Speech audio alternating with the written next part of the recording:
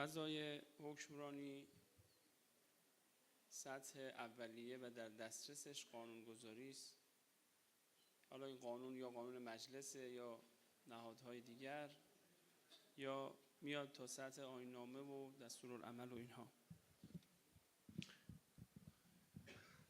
ما در حوزه نوآوری ورود کردیم به این عرصه. In government department, the first level is regulation. It's either registered by the council or other organizations, and then bylaws and instructions are the next levels. In innovation, as my friends have announced before me, the 11th article was the fruit of labor of 10 years work in the innovation department. The problems and challenges faced in this area was stressed in it. After laying down the rules, other levels of regulations come into view. The job is not done yet. Anything that is written, either policies or laws, are faced with other levels of action. One of the issues is behavior shaping.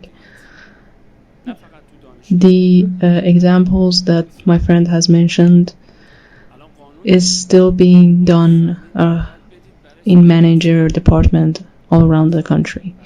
We have regulations now that says the properties should be handed to housing ministry, and what is this property is profit, and the 45th article says that the profits needs to be used for public welfare, and they refuse, which means an advance trustee is standing between the advance of its own sect.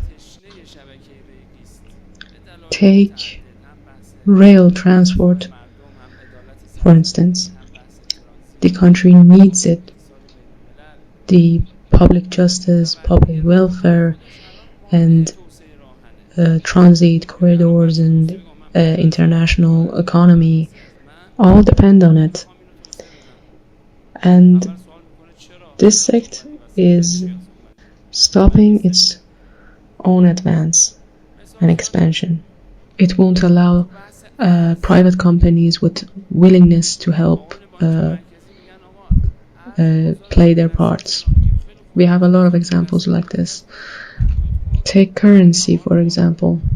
Central bank decides that the foreign currency is an informal market. Then, after asking for a coordinating change of policy, the central bank itself pours the same currency into the system. This is an obvious contradiction. This is blatant mischief, and it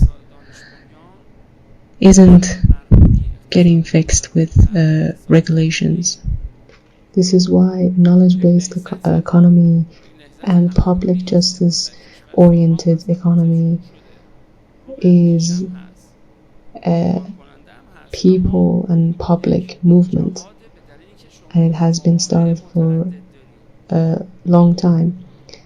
Its growth is promising, but this movement is facing a lot of obstacles.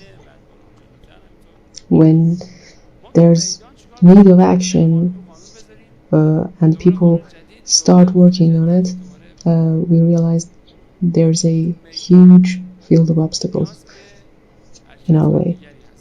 And when we try taking up the obstacles with putting more better regulations, what we need is behavior shaping and infrastructural changes. When the infrastructure is wrong, then whatever you do, it's still not functioning. Just like our energy program, imbalanced energy is laughable for a country with the second biggest energy resources on the planet. It's laughable. We easily have 7 times the needed energy for our people, and the solution is shutting down the whole country and the production. This is just chaos. We should be managing the energy, raising the capacity with the efficiency, and adding people's potential to the production of energy. Central bank says that $50,000 currency on personal accounts. At the same time, the oil ministry announces that we need $80,000 for balancing energy. Well, this capacity already exists. You just need to bridge this need to this capacity. We suggested this on the council and they refused. We suggested that the National Development Fund asks for its paycheck from the government and work with the non-governmental companies to solve the problem. They refused. When we need expansion and production, the government refuses to help. Then who should be in charge of expanding growth potential? A non-governmental branch that is designed to do so, not a pretender that is just switching names in order to seize the power, and then in the name of privatization they destroyed one of the biggest automobile production companies in Middle East that made 1,200 automobiles in a year. HEPCO was completely destroyed. 800 technicians and workers sitting in the house and getting their payments from Beit al-Mal. And this is called privatization. This is mischief. We need to focus on creating the needed infrastructures, not just with putting down regulations, modeling cultivations, and breaking the taboos, and fighting. People like Yaqub Zadeh, they need to be line breakers, create the path we need for us. Innovation movement is the same movement of national production. Economy today has the innovation factors, but it doesn't have any progress in them. The factors are there and provided for. What they need is progress. Progress in this movement is a priority. If we are to win this war, we need progress and a steady one of that. We need to stop the raw sales in order to fix the currencies. They are profiting in dollars, and it covers their issues for them, and the country is shut down because of that. In order for the people to enjoy the benefits of the innovation and save them from this stagnant state that it has in the banks, the currency needs to be put elsewhere. Like the Ayanda Bank disaster. In the 7th program we wanted to add the innovation fund to elevate it into a bank and let the people to have investments, but they won't allow us because quote unquote they didn't want to be the innovation fund bank, but they can sell and trade liquid gold on this new platforms online freely, and it doesn't obey any banking rules, and they have completely ignored all the regulations, but that's okay. No one says anything to them. But selling and buying raw gold, as in bullions of gold or melted gold, this is not a basic good to be sell or bought. This is what is messing up with our banking systems and our currency system. And they refuse to accept this. Even the security system agrees to this and amplifies the issue. They want the currency to stay inside the country. That's what they say. But what it does is stagnates the market. It's only helped Federal Bank Reserves of America, not ours. It doesn't help with the entrepreneurship or making the infrastructures we need. What you're doing is creating a loop that keeps us where we are forever. And even if we do change the regulations, it won't help.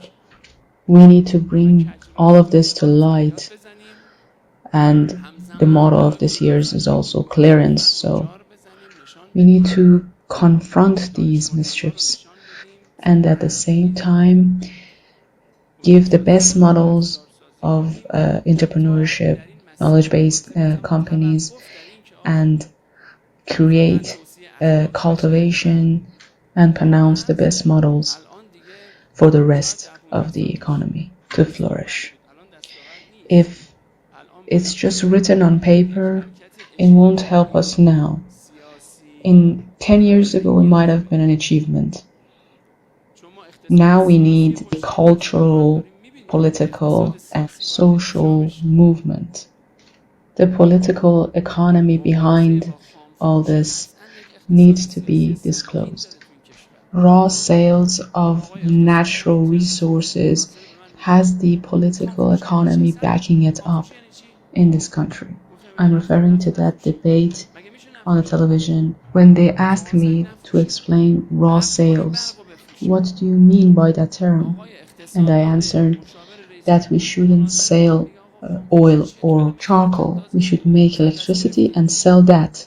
This man, who consults the president and calls himself an economist, tells me to define raw sales for him. This is where we are. That our economy is still at raw sales level. And we need to explain this to the economist sitting at the governance ruling system. This is where we're at. I'm hoping that our activists in the knowledge-based companies and in the Majlis Research Center and people who theorize and produce the economy doctrine create a shortcut for this movement. These collective organizations are the real institutions. In industrial politician, the institution is more important than the policy itself. What's more important than the Article 5 of the law, which is maximum usage of countries' service capacity? What's more important than that? It's the institutional arrangements we have made to achieve this goal. We have industrial clusters, unions, associations, consortiums. These need to play the frontal line in this movement. In the 8-year war, we managed our situation with these institutions. The Molding Union was asked by Mr. Mohsen Rezai to make the mortar pumice we needed. The heavy lifting drivers union carried 50,000 metal trenches for FAV war operation. The military force didn't have the logistics for that at that time. In the war, we relied on people for the highest level of ruling discipline. And now we don't rely on people for production, export, and knowledge-based companies. We leave it all for the public and the private sector of the government. And even then, the private sector can take up to 11% of it in the last 20 years. And even then, according to the statistics of the Court of Accounts, in this last 20 years, the public sector had 80% of the share. Today, we most definitely need an economical revolution based on popularization and empowering the people. These people don't need support. They need empowerment.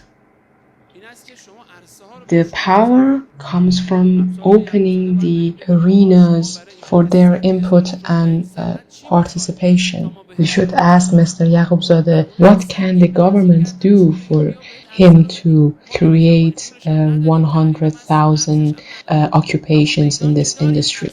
We may be under sanctions, lacking the dollars for such a thing, export borders, properties, diplomatic relations.